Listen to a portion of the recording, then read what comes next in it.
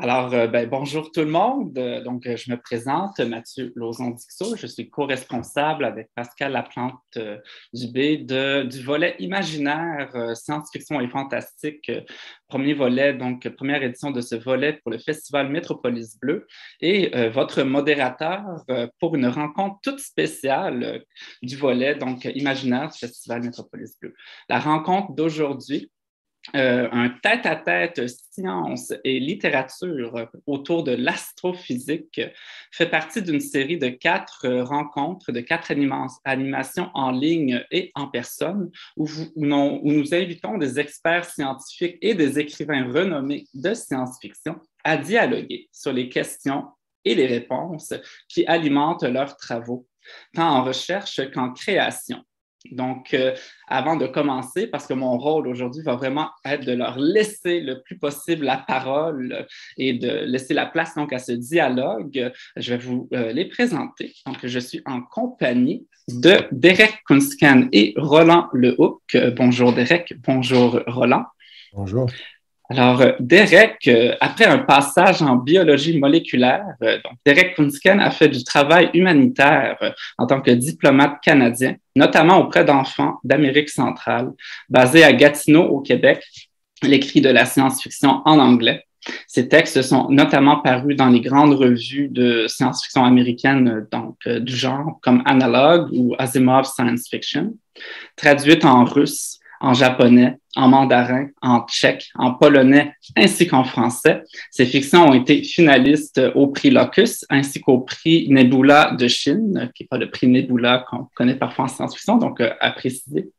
Reconnu comme un des meilleurs écrivains actuels de hard science fiction, de hard SF, il complète actuellement la tétralogie Quantum Evolution, dont le 2e volume, Le Jardin quantique, vient tout juste de paraître en français chez Albin Michel dans la collection Imaginaire, dans une traduction de Gilles Boulet. Donc, bienvenue parmi nous, Derek. Merci beaucoup. Plaisir. Et Roland Lehoucq. Roland est astrophysicien au Commissariat de l'énergie atomique et aux énergies alternatives de Saclay. Il enseigne à Sciences Po Paris, au campus du Havre, et au master Approche sociale des enjeux énergétiques de l'Université Paris Diderot.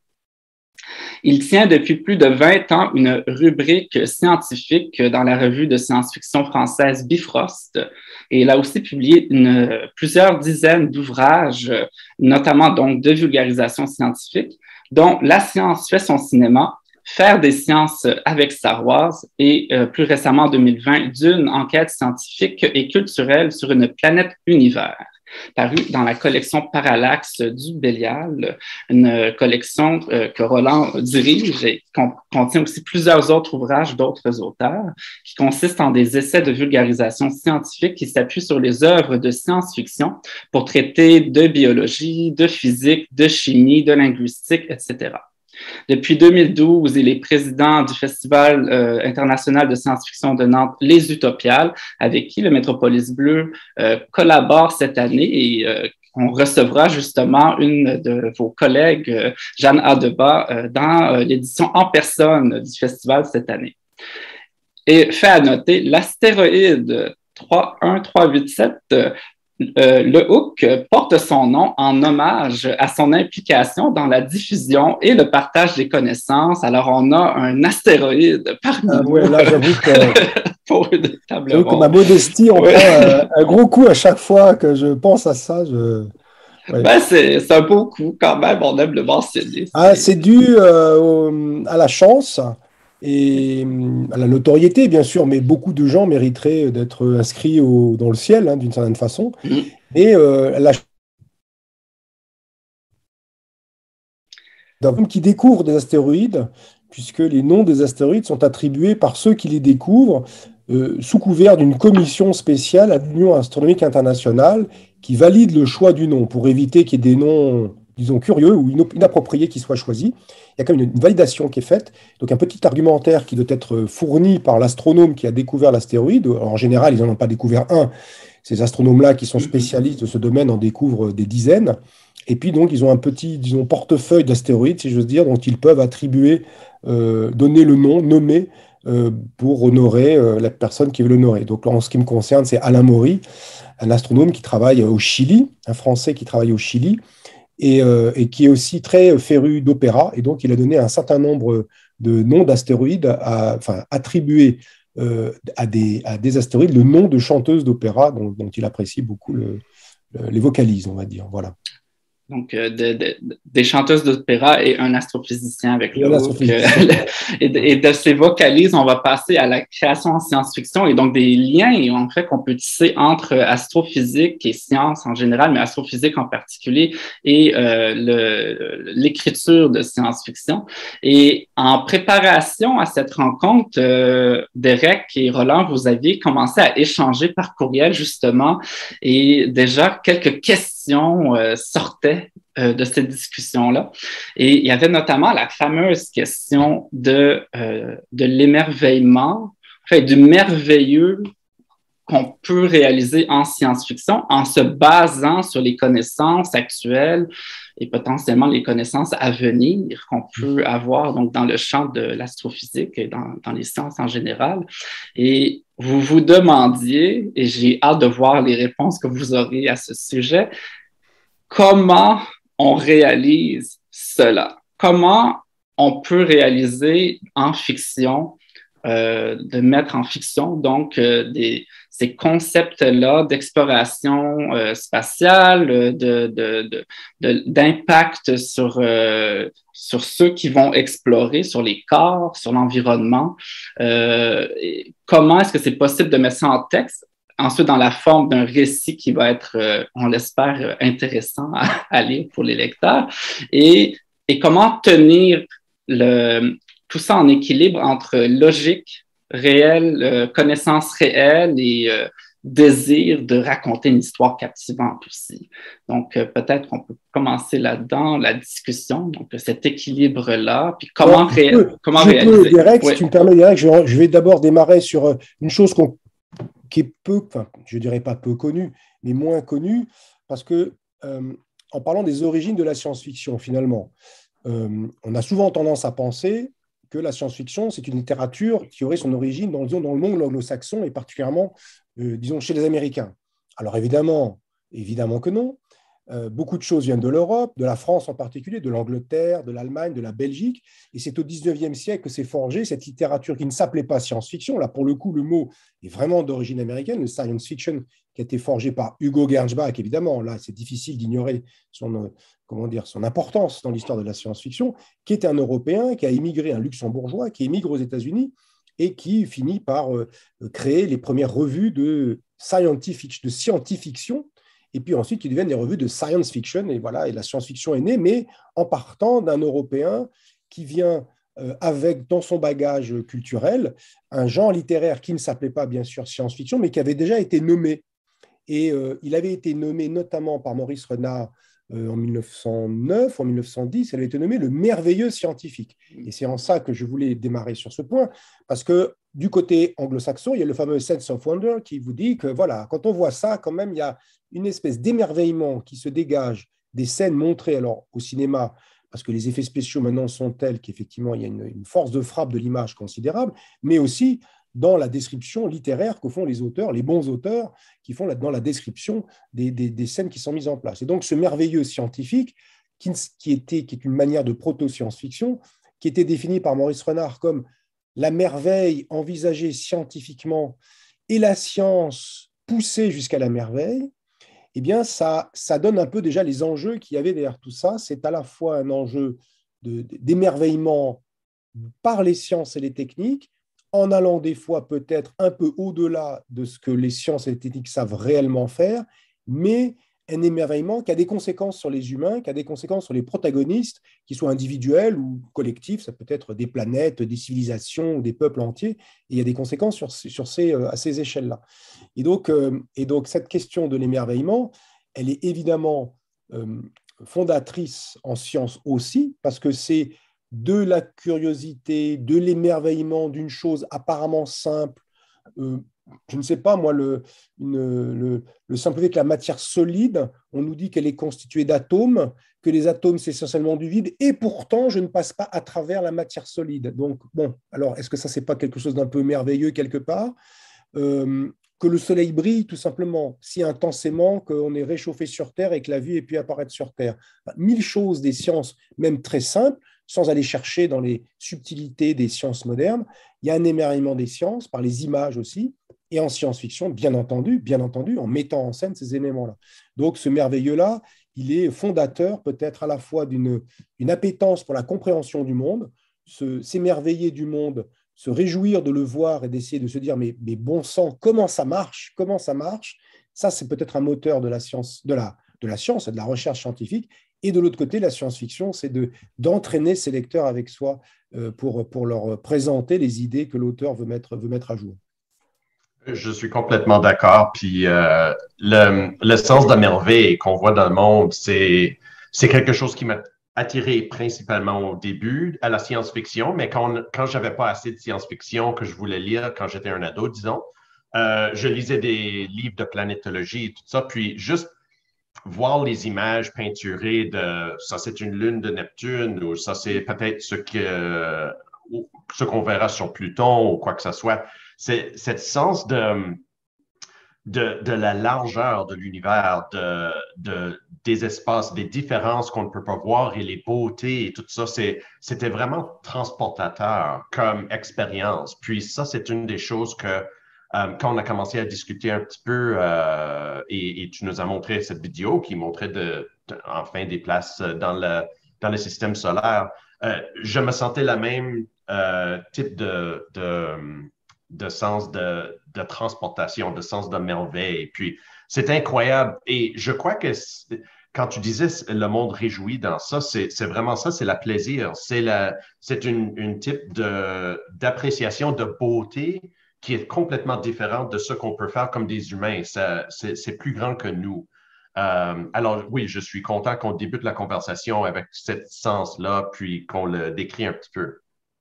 Absolument. Et ça, c'est vrai que la vidéo dont tu parlais, qui s'appelle Wanderers en anglais, alors j'oublie le nom, c'est un Suédois, je le prononcerai très mal, mais je pense que Mathieu nous le mettra dans la discussion, dans les commentaires de la vidéo. Cette petite vidéo qui montre en fait finalement sur un texte de Carl Sagan, qui nous montre une humanité qui aurait essaimé dans le système solaire, un peu comme on le voit dans une série télévisée comme The Expanse par exemple, hein, on voit une humanité qui a essaimé dans le système solaire, mais là, un essaimage merveilleux, c'est-à-dire un essaimage romantique, un essaimage plaisant. Dans The Expanse, il y a la partie ça coule, il y a du sang, il y a de la bagarre, il y a du minerai, il y a de la géologie, enfin, ça creuse, ça fume, ça chauffe, il y a de la poussière, quoi. Donc là, on a vraiment un truc où on voit ces mondes et qui mélangent à la fois des images réelles et des images de synthèse d'humains qui évoluent dans ce cadre extraordinaire, en orbite autour de Jupiter, en orbite autour de Saturne, en train de faire du base jump plutôt, sur la colline de Miranda, sur la fameuse grande colline de Miranda qui fait 15 km d'altitude. Donc là, quand vous tombez du haut et que vous vous laissez tomber, ça doit durer un temps considérable. Bref, des choses incroyables. Et c'est vrai que voilà, ça montre des choses qui nous dépassent de beaucoup. Il y a le souffle de « ça nous dépasse de beaucoup », et c'est vrai que pour ça, l'espace, alors en science-fiction, l'espace, évidemment, est un élément extrêmement présent. Il y a aussi les mondes intérieurs, il y a tout un tas d'autres domaines qui ont été abordés, mais la partie spatiale de la science-fiction, les grands vaisseaux, les planètes, les Star Wars, les vaisseaux on prend le vaisseau comme on prend l'autobus, alors ça, c'est quand même très fort et ça donne un souffle, et qui est assez fascinant parce que en science-fiction comme en science, finalement, dans un petit cerveau, enfin un cerveau qui est fini, finalement, on essaie d'apprécier, de se rendre compte et de mettre en scène des choses qui nous dépassent, mais immensément en taille et en taille physique, et en durée, de toutes les manières possibles. Et je crois que c'est là où moi, je commence à approcher la question de est-ce qu'on pourrait quand même visiter des mondes comme ça? Et je pense que, ironiquement et tragiquement, que on est évolué pour une certaine pression, une certaine quantité d'oxygène, une certaine température. Puis, comme tu dis, nos cerveaux ont évolué pour des systèmes de groupes sociaux de 30 à 100 personnes, qui ment, qui dit la vérité, qui va chercher la nourriture et tout ça. Et ces grandeurs d'espace on ne peut pas imaginer même 400 000 kilomètres à la Lune. On voit la Lune, mais est-ce qu'on comprend vraiment c'est quoi 400 000 kilomètres? Puis, nos corps, quand on sort du Terre, de l'atmosphère, on est vraiment fragile parce que la Terre fait tellement de protection à nous en termes contre les changements de température, contre la radiation, contre la détérioration sans gravité, etc. Alors, il y a plein de questions d'adaptation. Et comme des humains avec des cerveaux, on peut penser, il y a des adaptations qu'on pourrait faire, disons, génétiquement. Il y a des autres qui seront mécaniques. Ça serait avec des outils. Et nous sommes des animaux qui ont la capacité de faire des outils. Puis, tout ça est parti de notre phénotype. Disons que nous sommes des êtres qui peuvent construire et changer leur environnement. Alors, c'est là où moi, je commence à trouver la magie dans la créativité et dire, oh mon Dieu, c'est passionnant. Puis, il y a tellement d'options. Voilà, parce que comme tu le fais remarquer, effectivement, on est collé sur Terre pour plein de raisons, gravitationnelles, d'abord, et puis de milieu de survie. C'est là où notre corps, la plupart des animaux, d'ailleurs, tous les animaux de la Terre sont adaptés au milieu terrestre, au milieu dans lequel ils évoluent. Et du coup, ça n'est pas facile d'en sortir. Et en même temps, il y a plein de choses qu'on a envie d'aller voir. On a des outils. Et la question qui est tout de suite intéressante, et il y en a encore bien d'autres derrière, mais il y en a une qui est déjà intéressante, c'est est-ce qu'on peut le faire? Comment on pourrait faire ça? Et là, on est à la fois dans une recherche, ça veut dire on essaie de se dire, alors, pour aller dans l'espace, alors comment je fais? Et puis pour y rester longtemps, comment je fais? Et puis pour aller mais vraiment loin, Jupiter, alors comment je fais? Comment je vis? Comment je fais pousser des plantes? Comment je survis durablement dans l'espace? Ce n'est pas juste j'y passe 6 mois, ce qui est déjà pas mal, et je reviens. Comment je m'installe sur la Lune, sur Mars, etc., etc. Et là, on commence à voir que les problèmes se posent, et il y a énormément de problèmes techniques, évidemment, qui se posent, et ça permet, ce qui est intéressant, donc d'une part, se poser comment je ferais. Ça, c'est un point, et évidemment, j'imagine, quand on est auteur de science-fiction, ce comment on le ferait, on veut le mettre en scène, parce que c'est ça qu'on a envie de faire, même si on est bien conscient des difficultés pratiques. Et en faisant ce comment je le ferais, en y réfléchissant, ça permet de, finalement, en retour, de se poser des questions, de mieux comprendre, de le voir sous un autre angle, de voir notre planète sous un autre angle. C'est-à-dire de réaliser à quel point, finalement, elle n'est pas si grande, à quel point il n'y a pas tant forcément de matière et d'énergie disponible sur notre planète pour faire ces choses grandioses qu'on a envie de réaliser, à quel point il n'y a pas de planète B. Ça veut dire que si on voulait aller ailleurs et s'installer, si l'humanité devait s'installer ailleurs durablement, il faut qu'elle soit capable, sur place, de fabriquer, de construire tous les éléments dont elle aura besoin, y compris l'écosystème dans lequel elle est taillée pour vivre. Il faudra à la fois la température et l'air et l'eau, disons, pour dire une base de discussion, sans parler de la nourriture, pour que les humains puissent survivre dans des conditions lunaires, martiennes, en orbite autour de Jupiter ou dans les astéroïdes, comme on le voit encore une fois dans la série The Expanse. Donc il y a toujours cette idée que on peut y arriver parce que la technique, finalement, fait des choses absolument incroyables. Il y a une sorte d'émerveillement aussi de l'objet technique.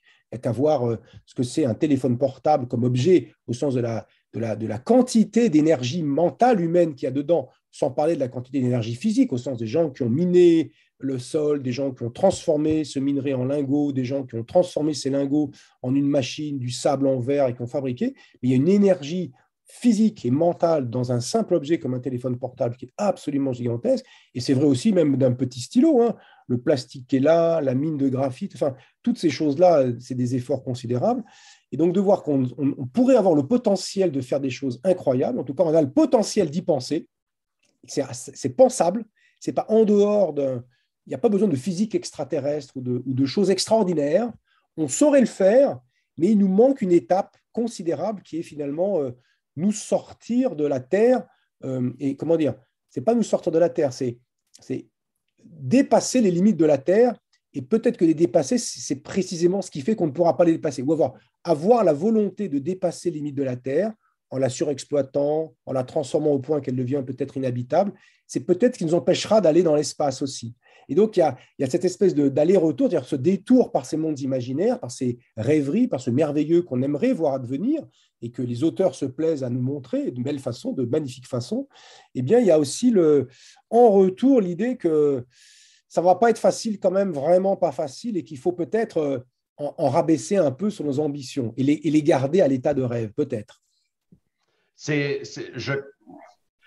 On croit, comme l'exemple du téléphone, comme maintenant, je peux aller sur mon téléphone, je peux acheter un livre, je peux télécharger des podcasts, je peux faire toutes sortes de choses que, avant l'existence d'un smartphone, un podcast ne pouvait pas dire, oh, on va offrir ça, puis ça serait très populaire, ou le e-commerce, ça aurait été beaucoup moins. Alors, c'est comme, il y a des technologies et des étapes d'infrastructure qui nous mènent à avoir des possibilités de penser à qu'est-ce qu'on peut bâtir sur ça. Puis, quand je regarde la question de dépasser la gravité de la Terre, c'est là où on commence parce que une fois qu'on est là, c'est comme faire le camping extrême. Comme on peut appeler aux Chine puis dire pour faire ce stylo-là, j'ai besoin de tel et tel plastique, puis envoie-moi là, puis 3 mois plus tard, c'est payé avec mon carte de crédit, puis ça commence. Mais une fois dans l'orbite du Terre, comme il n'y a pas d'infrastructure là. Et quelques-uns des idées que j'aime beaucoup quand je regarde le monde qui pense à qu'est-ce qu'on pourrait faire avec les industries et tout ça, c'est de regarder les astéroïdes et qu'est-ce qu'on peut, comme si on arrive aux astéroïdes avec un grand investissement de personnel, de temps, de robots, de quoi que ce soit, on a au moins de l'énergie solaire, beaucoup, qui peut être mise pour, par exemple, fondre des métals ou quoi que ce soit. Et ça serait une construction de zéro. Et j'ai vu aussi qu'on peut considérer la Lune, il y a beaucoup d'aluminium, il y a beaucoup d'oxygène, il n'y a pas beaucoup d'eau, mais on pourrait amener de l'eau peut-être par des astéroïdes. Et une fois qu'on commence, on peut utiliser ces bases, mais c'est juste l'arrivée à cette première étape pour débuter cette infrastructure-là qui est énorme, oui. exactement. L'infrastructure, elle est énorme, elle est énorme. Il manque tout, comme tu disais parfaitement, Derek. Il manque absolument tout. Sur la Lune, il manque tout. Et donc, on n'arrive pas avec son scaphandre et puis sa tente, et puis c'est parti, quoi. Il faut pouvoir faire survivre les humains. Donc, il faut la période de construction des infrastructures dont tu parles.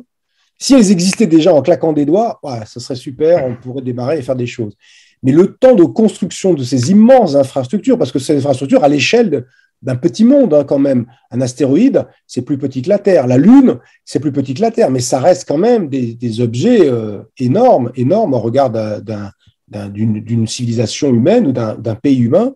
Et donc, le coût d'entrée, le démarrage des infrastructures, tout vient de la Terre initialement. Et donc, ça veut dire prendre de la Terre des quantités considérables de matière et d'énergie pour créer l'infrastructure spatiale dont tu espères qu'ensuite elle peut rouler toute seule et puis tourner pour les siècles des siècles. Et donc, c'est un vrai pari technique de ce point de vue-là. Enfin, si on devait le penser concrètement, bon, dans la science-fiction, il n'y a pas besoin de dire, on ne s'embarrasse pas toujours de détails techniques. Ce n'est pas intéressant, sinon si on est chaque fois bloqué par un détail technique, on arrête tout. Mais donc, dans la science-fiction, on s'autorise à faire ce saut. Dans le réel, le saut, il est très compliqué parce qu'il nécessite d'être capable de fournir depuis la Terre comme seule base de départ, de fournir à peu près les infrastructures d'un petit monde et sans pour autant que ça ait des conséquences fâcheuses pour la Terre, parce qu'après tout, l'aluminium ou le métal dont on aura besoin pour ces infrastructures spatiales d'abord, s'il vient de la Terre, eh bien, c'est de l'aluminium qu'on n'utilisera pas sur Terre. La pollution que ça engendrera ne sera pas négligeable. Si on devait envoyer dans l'espace des millions de tonnes de matériel, il vaut mieux trouver un moyen qui soit moins polluant que les fusées, parce qu'une fusée, ça va, 50 fusées par an, ça va. Si c'est des milliers de fusées par an qui sont tirées, comme au début, dans l'aviation intercontinentale, un avion de temps en temps, pour les gens qui avaient les moyens de se payer un vol entre, je ne sais pas, Los Angeles et Tokyo. Bon, ça coûtait très cher, traverser le Pacifique, c'était un vol de temps en temps. Puis ensuite, ça s'est démocratisé, comme on dit, petit à petit, de plus en plus de gens ont pu faire ce genre de vol. Et maintenant, c'est littéralement des dizaines de milliers d'avions chaque jour qui volent dans le ciel. Et ça a des conséquences qui ne sont pas les mêmes quand il y avait un ou deux avions. Donc, on est dans un spatial qui, pour l'instant, a un effet qui est modeste. Mais si on doit mettre en orbite autour de la Terre, envoyer en orbite autour de la Lune ou sur la Lune des quantités considérables d'infrastructures qui se chiffrent en centaines de milliers, peut-être en millions de tonnes, alors ça veut dire beaucoup de lancements, ça veut dire prélever des ressources de la Terre qui ne serviront pas pour les humains, enfin qui ne serviront pas pour les humains de la Terre, prélever de l'énergie de la Terre qui ne serviront pas pour les humains de la Terre, qui serviront là-bas, et prélever et créer des pollutions par extraction, par lancement, qui viennent s'ajouter déjà aux considérables pollutions que l'humanité crée à la surface de la Terre et mettent en danger même l'habitabilité de notre planète. Donc, il y a ce crunch finalement entre ce désir d'infini, finalement, on a envie d'aller dans cet espace infini, d'aller d'une planète à une autre, comme on prendrait l'autobus, et en même temps, on est dans un monde fini, et ce monde fini, il a des moyens qui sont par définition finis, et il est possible, enfin je ne sais pas, c'est une hypothèse qu'on peut lancer, mais qu'il faudrait peut-être déjà apprendre à habiter notre planète pendant les 3 ou 4 prochaines centaines d'années déjà. Si on sait faire ça, alors peut-être on aura la capacité à se projeter lentement, certainement lentement, dans l'espace, petit à petit. C'est une hypothèse que je livre, mais qui est pas, qui est, à mon avis, assez plausible, qu'on peut défendre. Mathieu.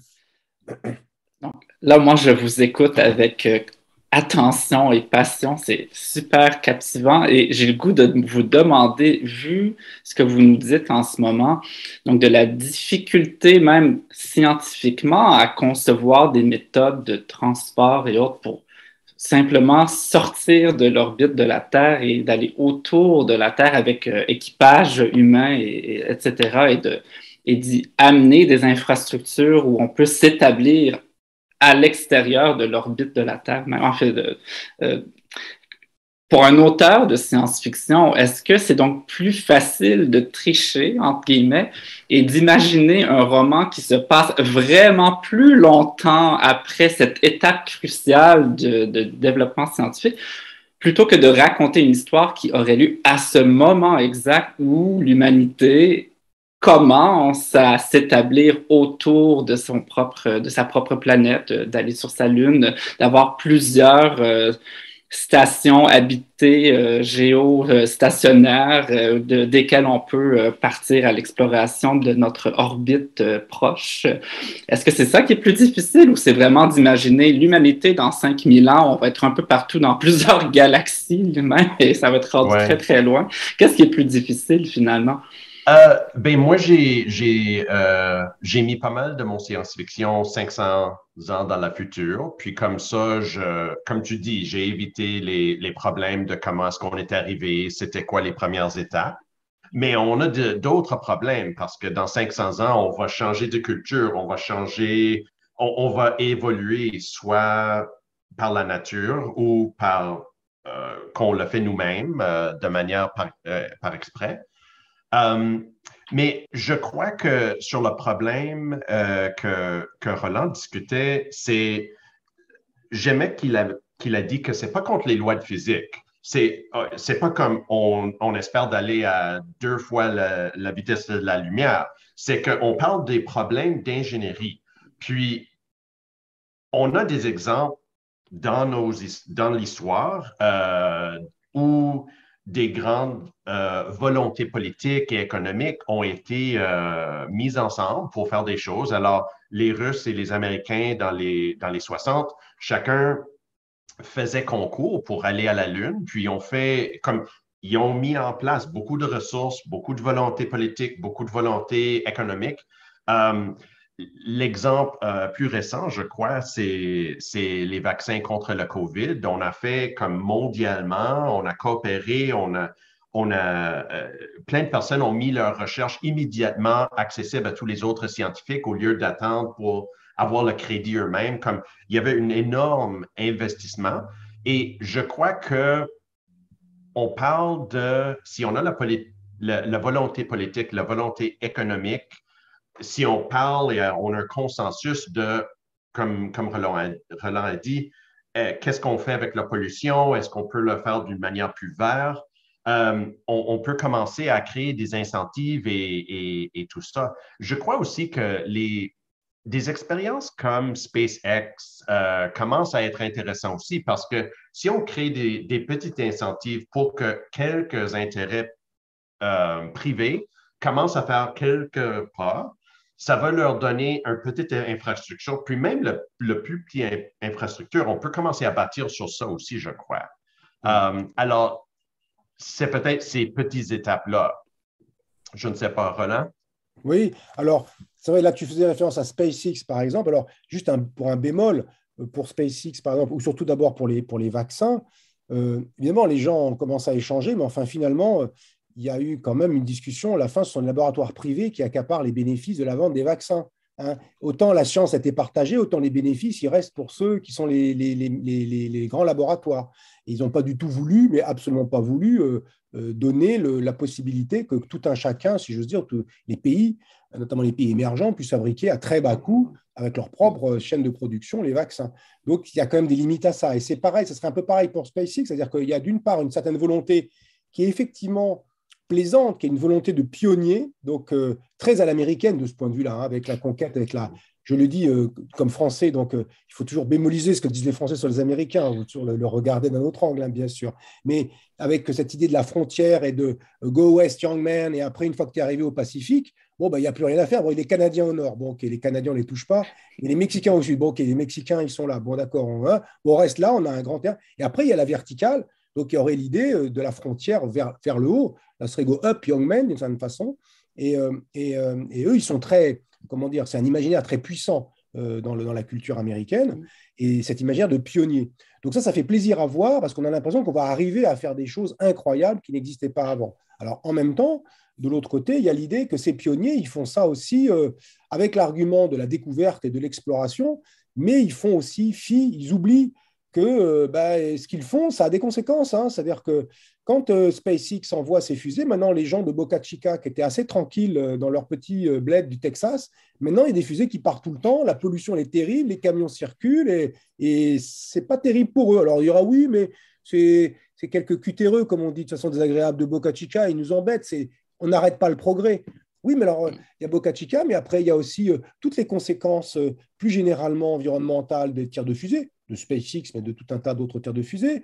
Il y a les conséquences matérielles, l'appropriation de l'espace. Quand on voit la constellation, on appelle constellation, donc plutôt la flotte de satellites que Elon Musk prévoit d'envoyer, la constellation Starlink, 42 000 satellites, pour l'instant, avec une visée initiale de 12 000. On a envoyé depuis Sputnik, il y a 8000 satellites seulement quand tu es envoyé. Donc, on voit l'ampleur du truc, c'est juste incroyable. Donc, il y a quand même l'idée aussi que pousse-toi de l'âge que je m'y mette, si j'ose dire. Enfin, je fais mes trucs et puis débrouillez-vous, les amis, pour vous arranger avec la place. Là, je prends la place, quoi. Voilà. Et ça, il peut y avoir cette balance à mettre. C'est-à-dire que quand c'est confié à des intérêts privés, c'est, comme tu dis, une incentive extrêmement fort, c'est un moteur extrêmement puissant, mais il peut y avoir des contreparties aussi qui sont très désagréables. Et d'ailleurs, on le voit, si on regarde un peu finalement dans l'histoire de l'espace imaginaire, si on voit Jules Verne, alors voilà, Jules Verne, un des premiers à envoyer des hommes dans l'espace, avec un canon. Bon, c'est pas très, je ne recommande pas la technique. Derek est beaucoup plus malin scientifiquement, il a une hard science beaucoup plus éduquée que celle de Jules Verne, qui était pas mal. Bon, il le tire d'Amérique, mais c'est une fondation privée qui fait ça. C'est des privés qui font ça. Si on regarde le film de Méliès de 1902, Georges Méliès, premier film tout court de tous les films, et un film de science-fiction qui est inspiré de Jules Verne, pareil, c'est une fondation privée qui fait ça. Si on regarde Une femme dans la lune, Frau im Mond, un film allemand de 1929 de Fritz Lang, c'est une fondation privée qui fait ça. Si on regarde Destination Moon, 1950, Irving Pichel, c'est une fondation privée qui fait ça. Donc, il y avait cette idée-là, parce qu'au 19e siècle, l'entrepreneuriat, le capitalisme naissant était là, et disaient, c'est eux qui font les choses. Qu'est-ce qui s'est passé dans le réel? C'est les agences spatiales de pays qui ont fait ça. C'est des agences de pays nationales qui ont fait ça, qui avaient la force de frappe, force de frappe financière, la capacité à agréger tous les moyens humains de recherche, d'investissement dans l'industrie, donc de payer les industriels ou de faire des contrats avec les industriels. Donc, c'est la puissance étatique, finalement, qui a fait ça. Une version, on va dire, communiste de l'espace. Et les communistes, c'est eux qui ont fait c'est l'Union soviétique qui a fait toutes les grandes premières spatiales. Et puis maintenant, on est peut-être en train de revenir à ce modèle qui ne s'est jamais produit dans le réel. On est en train de revenir à ce modèle qui était dans l'imaginaire, un modèle d'espace privatisé. Elon Musk, tout le New Space dont on parle beaucoup. Il y a aussi en Europe aussi un certain nombre d'entreprises qui essaient de mimer, de reproduire ce New Space à l'échelle de l'Europe. Donc, on est en train de mettre dans le réel des choses qui n'étaient que dans l'imaginaire au début, et que c'était les agences centrales qui, elles, ont donné la grosse impulsion, ont fait les infrastructures, en fait. On est en train de passer peut-être d'un monde où c'était les nations qui créaient les infrastructures et les entreprises qui pouvaient profiter des infrastructures nationales pour faire le business, où c'est maintenant les infrastructures sont faites par les privés et les nations ne sont plus que des acheteurs de ces infrastructures. Ce qui est intéressant aussi sur le fonctionnement, la façon dont fonctionne le monde. On a les GAFAM, Facebook qui donne la possibilité de localiser les gens en cas de catastrophe, on peut les trackers de Covid qui ont été utilisés à partir de sources qui venaient de ces entreprises. Bref, on a l'impression que maintenant c'est en train de se renverser. Les infrastructures sont faites par les privés et les nations ne sont que des utilisateurs de ces infrastructures. Et du coup, ça pose une question, c'est quoi le monde dans lequel on vit? Et j'en reviens après ce long discours politique pour dire qu'il faut se méfier de tout ça. L'intérêt de la science-fiction, il est là aussi. Peut-être, Derek, tu iras dans mon sens. Je te pose la question. Est-ce qu'il n'est pas aussi justement d'envisager les conséquences, dans se dire, oui, c'est génial tout ça. On n'attire pas les mouches avec du vinaigre, comme on dit en français. Il faut du merveilleux pour que les gens lisent vos livres. Il faut un truc qui soit brillant, un truc qui soit extraordinaire. Bien. Mais c'est quoi les conséquences? Vers quoi ça nous mène? Est-ce que c'est vers un monde meilleur ou est-ce que c'est au contraire une sorte de dystopie où on a une terre qui est épluchée, grignotée, détruite? On a pu finalement en partir, mais au prix de la perte de la Terre qui est le berceau de l'humanité. Donc, est-ce qu'il n'y a pas quelque chose comme ça aussi dans la science-fiction de interroger finalement ce progrès scientifique et technique et ce merveilleux et lui poser des questions cruelles, de dire, est-ce que tu en vaux vraiment le coup? Tu es merveilleux, tu es beau, tu es une belle princesse scientifique, mais est-ce que tu vaux vraiment le coup qu'on fasse tout pour toi? Parce que si on fait tout pour toi, peut-être alors on va perdre une chose plus importante encore, qui est simplement notre planète. Et cette question revient à ce que tu disais avant, que peut-être si on arrive à voir l'espace coloniser les choses, on va apprendre des choses et apprécier notre Terre de manière nouvelle. Oui, la science-fiction, des fois on se demande, est-ce qu'on est là pour prédire la future? Et la science-fiction ne fait pas ça. La science-fiction utilise la future pour faire des commentaires sur le présent. Oui, on a une grande tradition de démontrer les conséquences, mais aussi de démontrer les opportunités. Et les meilleurs textes vont faire les deux ensemble parce que les réponses sont compliquées.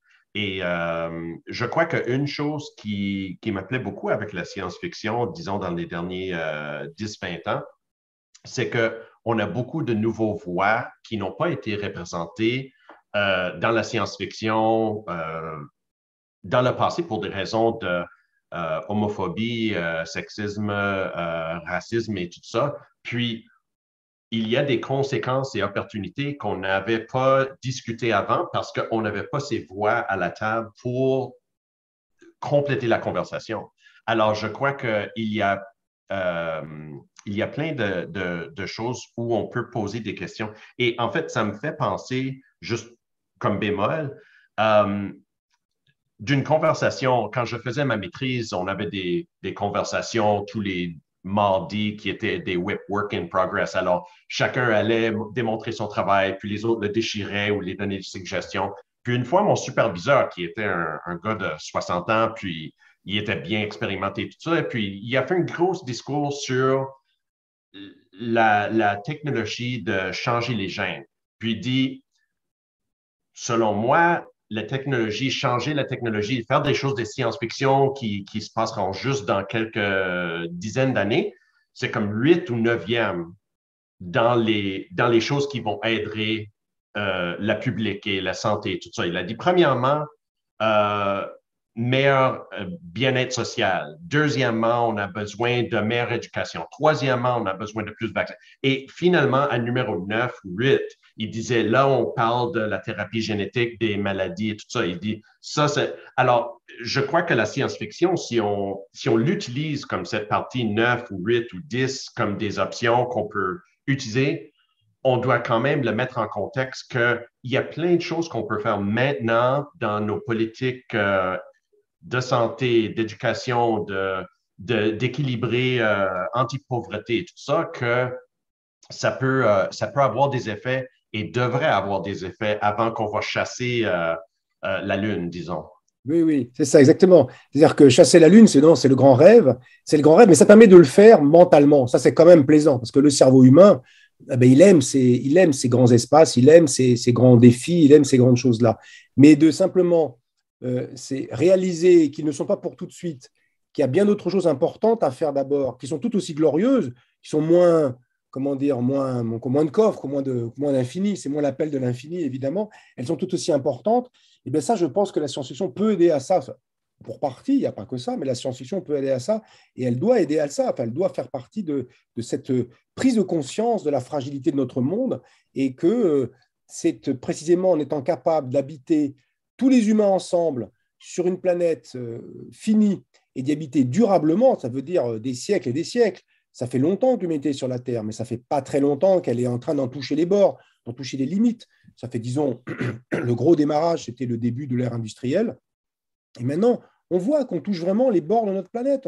On sent bien qu'il y a énormément de choses qui ont été perturbées considérablement, les limites planétaires, comme on dit. Sur les 9 limites planétaires, beaucoup ont été, si ce n'est atteintes, en tout cas en danger d'être atteintes très, très rapidement, dans les 10 ans ou peut-être 15 ans qui viennent. Eh bien, il faut déjà prendre conscience de ça et finalement faire un travail que la science-fiction a fait aussi. Parce que la science-fiction, il y a aussi une science-fiction, disons écologique, appelons-la écologique, une science-fiction une science-fiction plus intérieure, une science-fiction plus tournée vers l'humain et en restant sur Terre. Ça n'est pas que les grands voyages dans l'espace, bien entendu. Et donc, du coup, il y aurait ce retour, garder l'émerveillement que donne la science-fiction et l'émerveillement que donnent les sciences et l'alliance des deux en plus pour garder un pied dans cet univers qu'on aimerait parcourir, mais en restant les pieds sur terre, parce que c'est là aussi où se fera c'est là dont on partira. On ne va pas se téléporter, si j'ose dire, par magie, spontanément, on va être dans l'espace et puis tout va aller bien, ou on va aller sur la Lune, tout va aller bien. Non, non, c'est très compliqué. Et donc, il faut rester les pieds sur terre. Voilà, c'est ça l'idée, c'est rester les pieds sur terre. Donc, il y a cette ambivalence-là, finalement, parce qu'il y a aussi la science-fiction qui va être utilisée par ceux qui voudraient vendre des choses, l'utiliser pour son côté brillant, son côté clinquant, son côté attirant. Et de l'autre côté, il y a la science-fiction aussi qui est très volontiers dystopique. Enfin, la science-fiction raconte souvent des histoires, disons, dystopiques. Ce n'est pas les bisounours, comme on dit, ce n'est pas des histoires où tout va bien et la vie est belle et tout se passe très bien. Ça fait des meilleures histoires quand il y a un peu de fight, quand il y a un peu de difficulté, évidemment.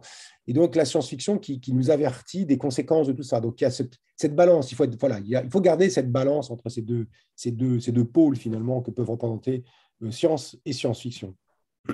Et je dirais, je m'excuse Mathieu, je dirais juste, j'apprécie beaucoup le commentaire qu'on est aux limites de notre planète, comme on peut l'impacter de manière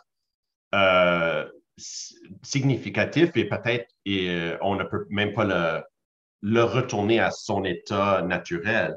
Mais beaucoup des questions qui sont posées par la littérature en général et science-fiction spécifiquement, c'est comment est-ce qu'on peut vivre ensemble, comment est-ce qu'on peut, comme des êtres humains en paix, en équité et tout ça. Puis, c'est vrai que quand on parle de dystopies, beaucoup des dystopies finissent avec ce thème que même si on va ailleurs, on exporte nos propres péchés, nos propres faiblesses, les choses qu'on n'a pas réglées dans nous-mêmes. Puis on exporte le racisme, on exporte l'homophobie, comme tous les riches et les pauvres. Alors, il y a beaucoup de travail à faire avec cela aussi. Puis, je crois, je ne sais pas si moi je suis dystopien en ce sens-là, mais si on irait, disons, à coloniser les lunes de Jupiter, est-ce que j'ai la confiance que les,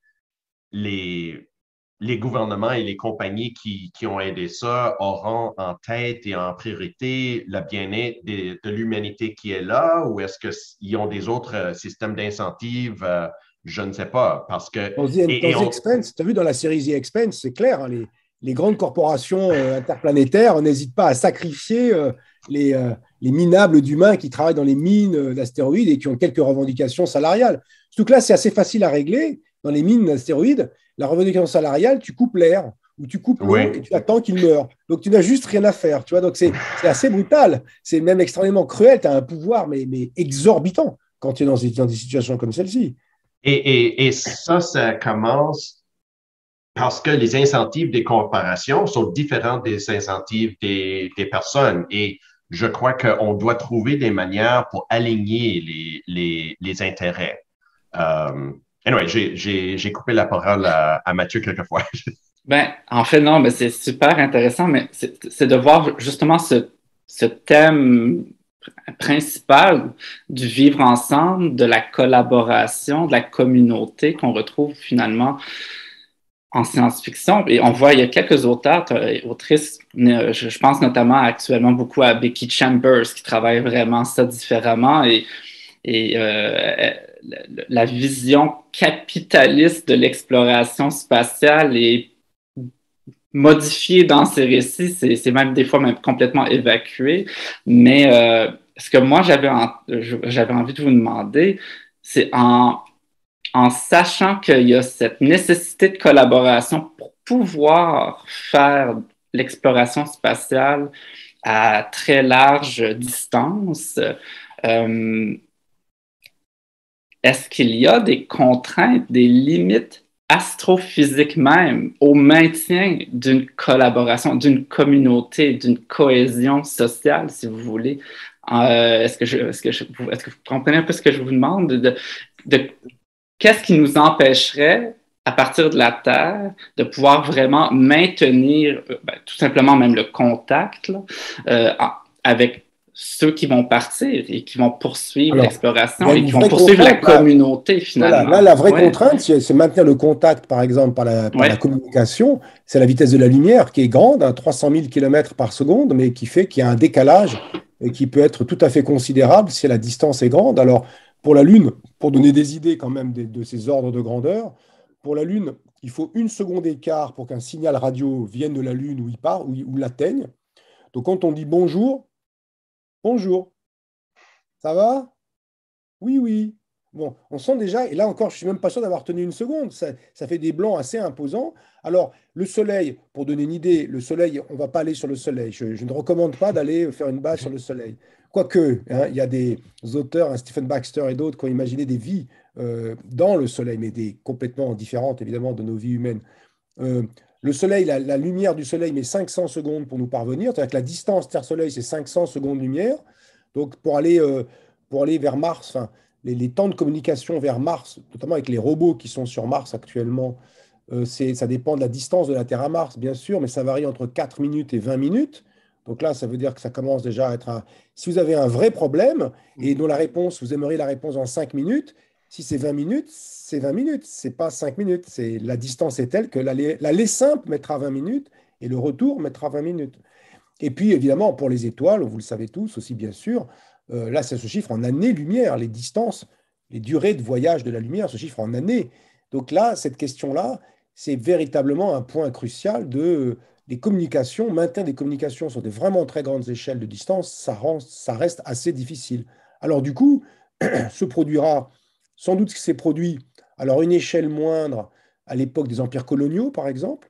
Les empires coloniaux, les gouverneurs mettons, dans une région africaine de l'empire colonial français, la poste, le transport de lettres, il n'y avait pas de radio facile, c'était par la lettre, ça pouvait mettre 1 mois et demi, et puis des fois, ça n'arrivait pas. Ce qui fait que le gouverneur pouvait recevoir la lettre et décider qu'il ne l'avait jamais reçue, parce qu'elle s'est perdue. Et il faisait ce qu'il voulait, il était littéralement un petit potentat local, et il y a eu, évidemment, pour plein d'autres raisons, mais les exactions qu'on peut connaître sur ces questions coloniales. Si on reprend un autre endroit où cette question des durées est très importante, si on prend l'Empire romain, par exemple, qui était extrêmement étendu, sur tout autour de tout le pourtour méditerranéen, un des problèmes du maintien de l'Empire romain, enfin pas un des problèmes, une des raisons qui ont lui permis de perdurer assez longtemps, c'est qu'il avait de très bonnes voies de communication qui permettaient aux légions, parce que les communications, ça sert aussi à faire la guerre ou à se protéger sur ses marches, évidemment, qui permettaient aux légions de traverser l'Empire en 30 jours, entre la marche forcée et les navigations. En 30 jours, on peut aller en gros du Liban actuel jusqu'à l'Espagne ou l'inverse. Ce qui veut dire que s'il y avait des séditieux, des révoltés du côté du Liban, les troupes d'Espagne pouvaient y aller en 30 jours. Donc ça leur laissait 30 jours de répit, et après ils étaient écrasés par les légions qui arrivaient. Donc voilà, ça donne une idée pour gérer un empire, eh bien, il faut la capacité des communications qui vont avec. Alors si on veut gérer, sans parler d'empire, mais simplement quelque chose au niveau interplanétaire et a fortiori au niveau interstellaire, on comprend du coup que les auteurs de science-fiction ne s'embarrassent pas des détails. Et les vaisseaux vont plus vite que la lumière et il ne s'agit pas non plus de passer 2 siècles à faire un voyage d'une étoile à une autre. Sinon il n'y a juste pas d'empire. Et donc, il y a quelques auteurs, il y a Charles Stross notamment, qui avait tenté de montrer comment un Sénat galactique, enfin galactique, n'exagérons rien, mais un Sénat interstellaire, bouge tout le temps entre les planètes, fait le tour des planètes en permanence. Et comme ils vont à des vitesses proches de celles de la lumière, le voyage dure peu de temps pour les passagers et dure des années pour les planètes. Mais du coup, le Sénat arrive, 10 ans, il fait son travail là, puis il change de planète, puis 10 ans, puis il change de planète, et puis les sénateurs peuvent être là pendant ce qui passe à être des siècles à l'échelle des planètes. Mais comme eux, ils ont cette capacité à gérer sur le très long terme, parce qu'avec les dilatations relativistes des durées, ils survivent plus longtemps que leurs administrés, finalement.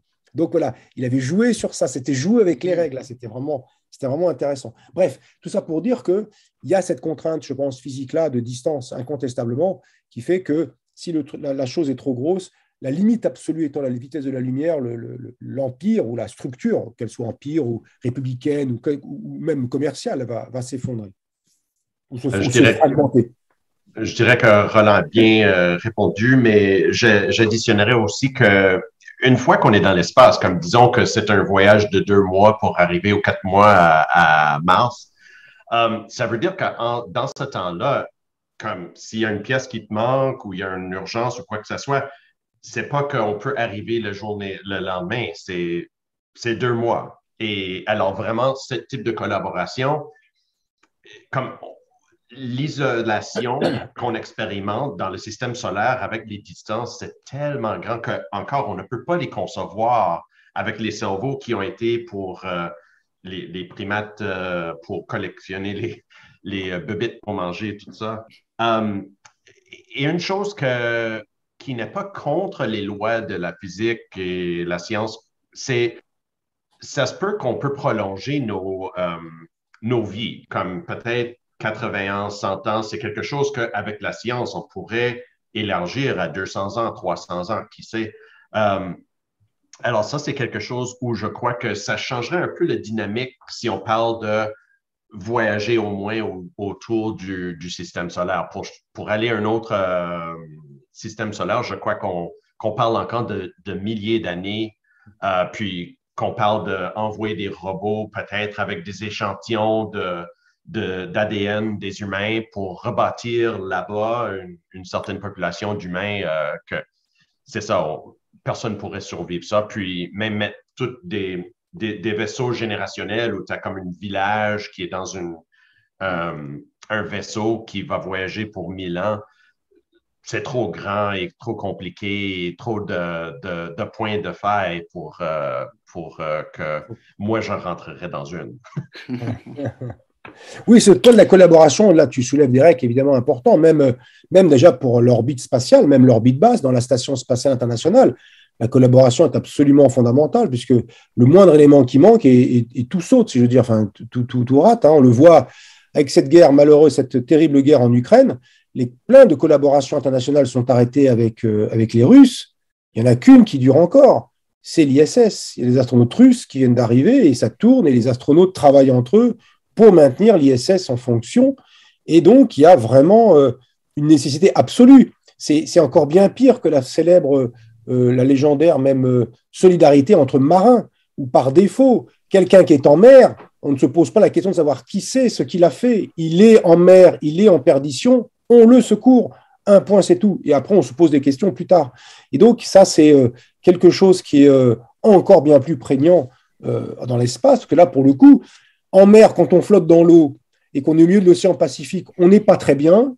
C'est sûr qu'on n'est pas très bien, mais l'équivalent dans l'espace, c'est juste vous êtes mort en pas longtemps. Et si vous avez un scaphandre, sans scaphandre, c'est en une dizaine de secondes. Et si c'est avec un scaphandre, c'est le temps que vous épuisiez votre réserve d'oxygène. Donc, ça dure quelques heures et c'est fini, quoi. Donc, c'est vraiment l'espace est un milieu extrêmement hostile. Cette question de collaboration aussi, on la voit très, très bien. Alors, dans un autre projet qui est sur l'Antarctique, sur les bases de l'Antarctique, qui est un milieu aussi extrêmement hostile pour les humains et où pourtant on arrive à rester. Et donc, on voit déjà à quelle énormité de moyens il faut faire appel pour maintenir une base dans l'Antarctique, par exemple, alors que c'est sur Terre. L'air est respirable et gratuitement respirable. L'eau, on est sur 2 km de glace, il n'y a qu'à la ramasser à côté et la faire fondre. Il faut de l'énergie. Mais bon, et on a de l'eau. Donc, c'est entre guillemets facile, mais dans l'espace, il n'y a même pas tout ça. Donc là, c'est vraiment un enjeu. La solidarité est un enjeu fondamental. Donc du coup, ça a l'air un peu contradictoire avec un espace compétitif, un espace où des sociétés viendraient se bouffer le nez les unes les autres pour arriver à être celle qui va emporter le morceau. Sachant qu'emporter le morceau, ça s'est fait en perdant beaucoup d'énergie, en écrasant, si j'ose dire, en passant les autres, en battant les autres. Alors qu'une coopération peut mettre les moyens en œuvre de manière beaucoup plus solidaire, beaucoup plus efficace éventuellement, parce que du coup, on ne fait qu'une seule infrastructure plutôt que 2 infrastructures. Par exemple, la Station spatiale internationale, ça résulte d'un effort international. Il y a les Européens, les Canadiens, je cite les 2 premiers, puisqu'on est les 2 représentants. Il y a les Américains, évidemment, bon, il y a les Russes, bon, d'accord, les Japonais. Bon, donc voilà, c'est un effort international. Les Chinois ont leur propre station à côté. Donc déjà, on voit que ce n'est pas idéal de ce point de vue-là. Maintenant, on parle de remplacer la Station spatiale internationale, de construire une nouvelle station qui sera cette fois-ci en orbite autour de la Lune, le Lunar Orbiter Gateway, qui va être en orbite autour de la Lune, probablement dans les peut-être 20 ans ou 30 ans à venir. Et il y a déjà un projet plutôt américano-centré, disons avec les usual suspects que sont les Québécois, les Canadiens et puis les Européens. Et puis de l'autre côté, il y aurait un projet entre les Russes et les Chinois. Et du coup, s'il y a 2 projets, ça veut dire qu'il y a possibilité de compétition entre des pays qui, sur Terre, sont déjà, on voit la compétition américano-chinoise, les Russes, vous voyez en ce moment, avec ces 2 compétitions-là. Alors que si c'était un projet commun, il y a une obligation au moins pour ce projet de collaboration. Et donc, on devrait appeler de nos voeux des collaborations internationales qui soient tous les pays ou aucun, d'une certaine façon. Je caricature un peu, mais tout le monde ou personne. Et parce que si ce n'est pas tout le monde, si c'est 2, 3 projets en compétition, alors on peut retomber dans le fait que, puisqu'on est 2 là-haut, on peut se tirer dessus, si j'ose dire, faire le fight même sans se tirer dessus, mais faire des copies qui vont perdre des ressources qui sont toujours limitées sur Terre et encore bien plus dans l'espace et sur la Lune. Et donc, du coup, d'optimiser, si on veut que ce grand rêve spatial puisse un jour avoir lieu, peut-être faut-il mais vraiment optimiser les ressources dont nous disposons et donc un gouvernement mondial, enfin je caricature, mais une agence spatiale mondiale, quelque chose comme ça qui fait la promotion, qui pousse cet esprit-là, plutôt que une sorte de compétition de privé, entre privés ou entre nations. Et donc ça, cette compétition, pour moi, elle est dommageable. Et je pense qu'il faudrait qu'on se donne les moyens de l'éviter et qu'au contraire, on favorise la collaboration internationale complète. Tout ou rien, d'une certaine façon, tout le monde ou personne, d'une certaine façon.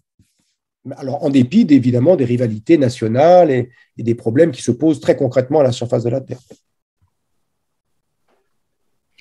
Est-ce que c'est quelque chose qui est envisageable, en fait, selon toi? En fait, on le voit déjà en science-fiction, justement. Il y a pas mal d'auteurs qui ont imaginé des confédérations mondiales. La Terre est toujours présentée comme une nation contre ou en parallèle avec les créatures étrangères à l'extérieur de la planète qu'on pourrait rencontrer ou les peuples extraterrestres qu'on pourrait rencontrer. Est-ce que Est-ce que ce rêve-là est réalisable dans la réalité?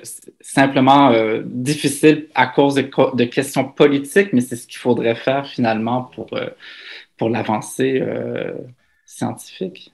Je crois qu'il y a plein de points d'espoir. On n'est pas là maintenant, mais parce qu'on a quand même... je crois qu'une fois qu'on a des places où les citoyens votent, au moins là, il y a ça baisse les risques des choses comme guerre et tout ça, parce que les citoyens sont rarement ceux qui disent allons-y à la guerre. C'est des choses comme ça. Et aussi, je crois, avec le gouvernement responsable, ou si un gouvernement ne fait pas leur devoir, puis ne font pas que le monde vive mieux, ils perdent les prochaines élections. Avec les gouvernements responsables, je crois qu'il y a des corrections. Ce n'est pas parfait, mais au moins, c'est des correctifs pour éviter des pires. Arriver à un monde comme qui sont d'accord avec les politiques, je crois qu'on doit faire beaucoup, beaucoup mieux avec l'équité mondiale, économique, de voyage, de tout. Puis, je retourne aux incentives parce qu'il y a des grosses compagnies qui ont des incentives qui sont très, très différents que les incentives de citoyens normaux de pays X, Y ou Z. Et ces compagnies peuvent changer, comme incentiviser les gouvernements à faire des choses qui ne sont pas dans la meilleure, sont pas des bénéfices pour les citoyens. Alors, c'est compliqué cette idée-là. Je ne sais pas si Roland a d'autres commentaires là-dessus.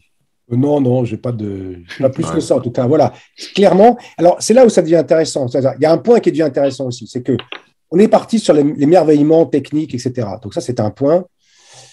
Et c'est un point important. C'est ça qui fait qu'on l'aime la science-fiction, c'est ce qu'on voit de cet émerveillement vis-à-vis des sciences et des techniques. Et donc, la science-fiction, on pourrait croire que c'est de la science, finalement. Enfin, c'est science-fiction, il y a le mot science dedans. On a l'idée quand même que c'est de la science dedans. Et en fait, on retombe sur la question que finalement, la science-fiction, il y a des éléments de science dedans et de technique dedans, mais ce n'est pas de la science. La science-fiction, c'est d'abord de l'humain, c'est d'abord des sciences humaines, c'est d'abord des sciences sociales, c'est d'abord de la politique. Enfin, les histoires qui nous sont racontées nous en apprennent plus, ou sont plus intéressantes finalement pour les situations sociales, les situations politiques, les situations humaines qu'elles mettent en scène, avec des éléments de technique dedans, que pour la technique qu'elle expose. Tout à l'heure, Derek disait que la science-fiction, elle ne cherche pas à voir le futur. Bien sûr que non, évidemment que non. Elle ne cherche pas à essayer de deviner comment va se passer le monde. Elle sait, c'est vraiment une sorte de scénario, c'est une sorte de répertoire des possibles, en se disant, et si telle et telle chose technique se passait, la vie fonctionnait avec ces choses-là de telle et telle façon, alors c'est quoi le monde dans lequel on vit? C'est quoi les situations sociales, politiques, humaines dans lesquelles on est? Et c'est là où il est intéressant, et là on en arrive vraiment au point fondamental, c'est que finalement le truc difficile de notre monde, c'est pas tellement le comprendre scientifiquement. Bien sûr, il a fallu des centaines d'années de recherche, de compréhension, dépenser des sous, réfléchir, du jus de crâne, des gens intelligents qui réfléchissent et tout ça, le CERN, l'ISS, plein de choses. Mais le vrai problème difficile, c'est comment on fait tourner l'humanité de manière, disons, correcte. Quoi que veuille dire ce code? D'abord, c'est quoi correctement? Et ensuite, comment on fait? Et autant les sciences peuvent être compliquées, complexes même, et même parfois un peu mystérieuses, d'où parfois cet émerveillement qu'on ressent quand on parle de physique quantique, quand on parle de cosmologie, quand on parle d'intelligence artificielle, quand on parle d'informatique ou de numérique en général, et de plein d'autres choses. Mais en réalité, c'est que la partie facile du problème et que ça ne résout pas les problèmes d'humains. C'est-à-dire que c'est compliqué, mais c'est la partie facile. Et les humains, c'est très compliqué. Et en plus, on ne sait pas comment faire finalement, parce qu'on n'est toujours pas sorti de cette question de comment on règle les rapports humains, comment on les apaise, comment on arrive à faire que l'humanité fonctionne comme un tout cohérent. Ça, on n'a toujours pas résolu le problème, si tant est qu'on est même tenté d'adresser la question depuis des milliers d'années. Donc, voilà moi, ce qui me plaît le plus de la science-fiction, c'est-à-dire que, sans faire injure à l'œuvre de Derek, qui est une œuvre de hard science, ce qui m'intéresse le plus, c'est la science-fiction où il y a de l'humain dedans. La hard science, surtout, il y a une vieille, si je veux dire, une hard science de l'époque des années 50, où la technique était frontalement devant. C'était vraiment le personnage principal et c'était même un peu sec.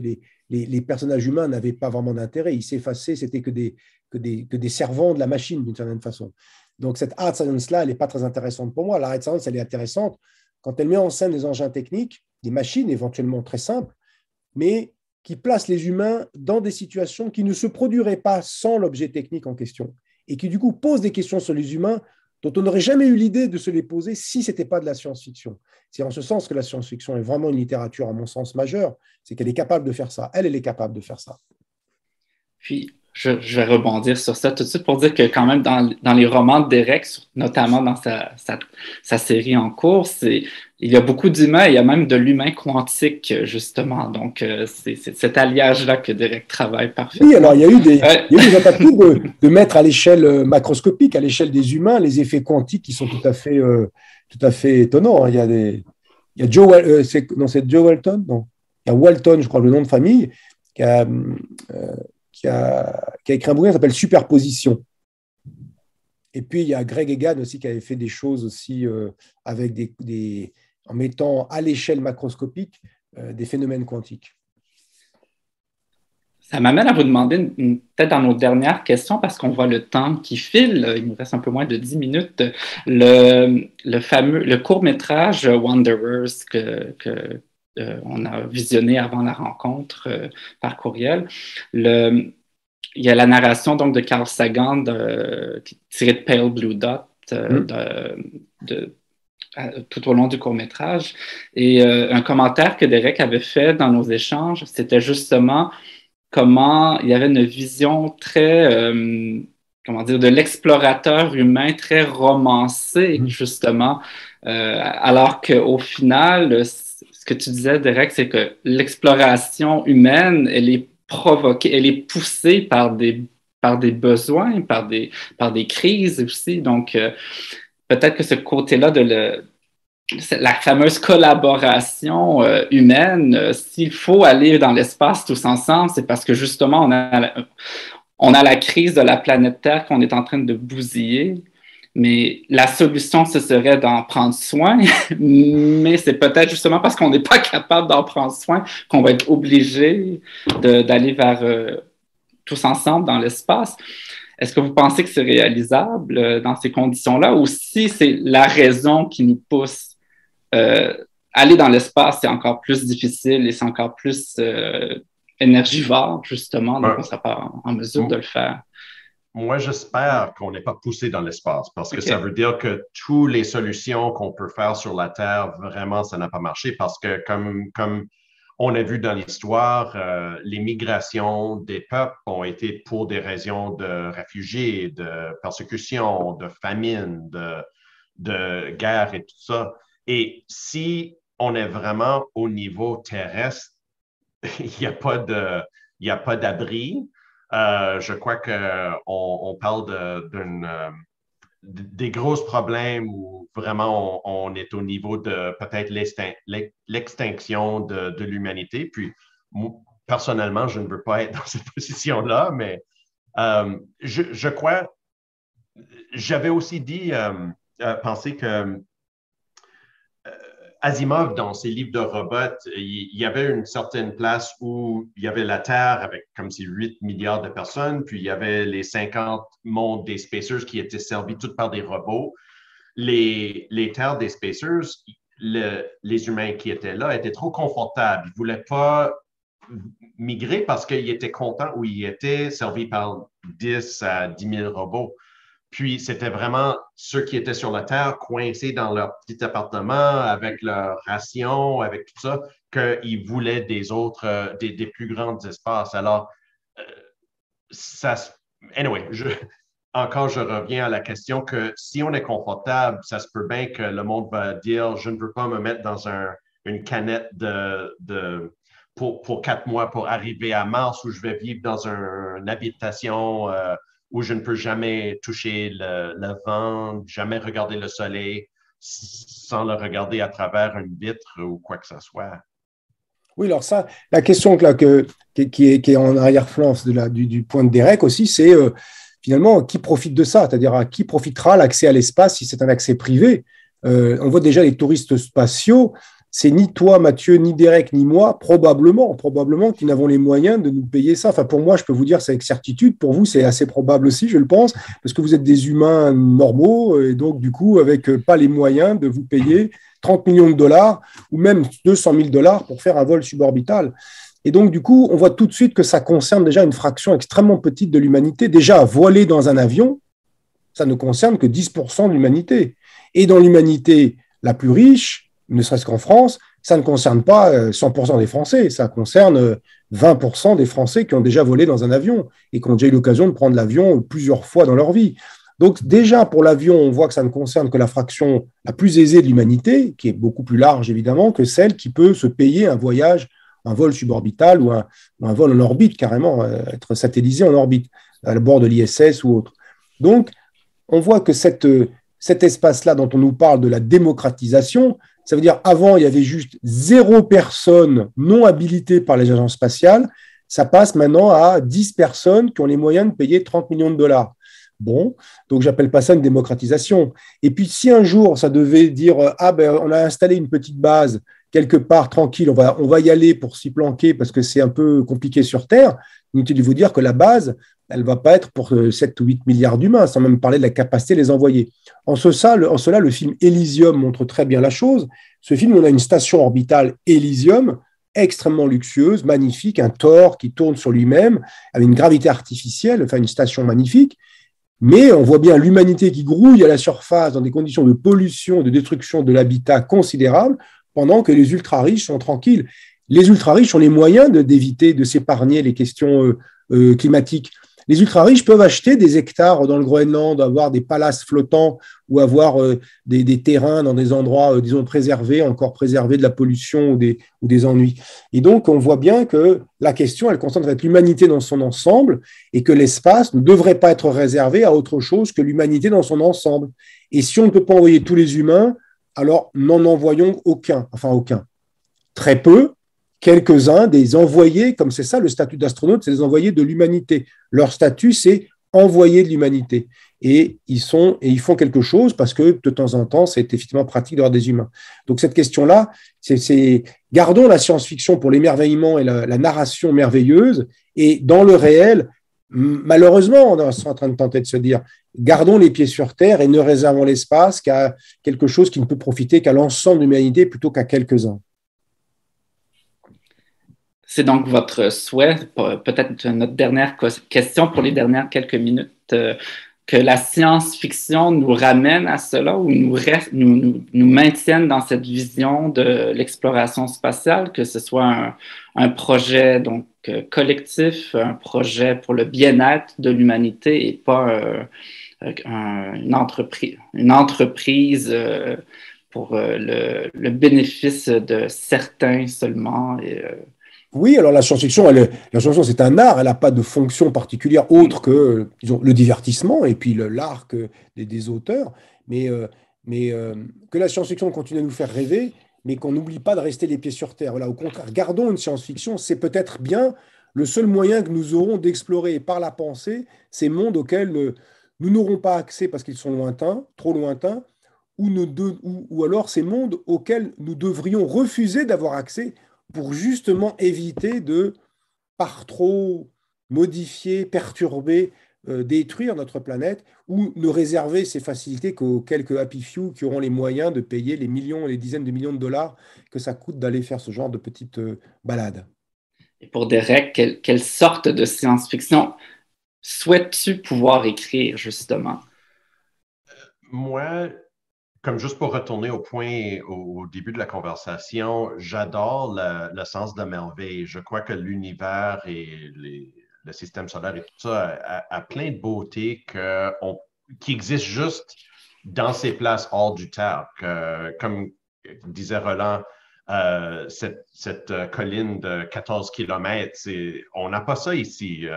Si on parle de la géologie de Vénus, par exemple, c'est quelque chose que je recherche maintenant beaucoup pour mon roman actuel. C'est juste, j'aimerais continuer à être transporté et j'aimerais aussi essayer de pouvoir imaginer l'humanité dans son complet, comme de ne pas oublier du monde qui devrait être représenté dans la science-fiction parce qu'ils sont partie de l'humanité. Puis, c'est quelque chose de très important à la littérature. Merci beaucoup. Alors, merci beaucoup, Derek Kunsken, Roland Lehoucq, pour ces échanges particulièrement captivants. Je rappelle donc que les 2 premiers volumes de The Quantum Evolution de Derek Kunsken sont actuellement disponibles en français chez Albin Michel Imaginaire.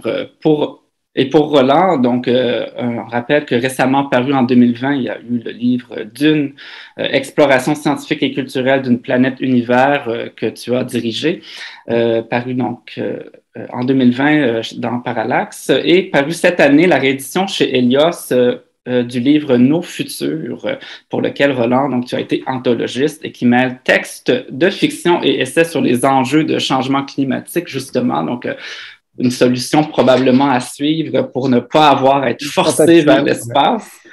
Je vous invite donc toutes et tous à assister aux prochaines rencontres sciences et fiction du Métropolis Bleu, qui porteront notamment sur la biologie et la parasitologie, l'intelligence artificielle et l'anatomie.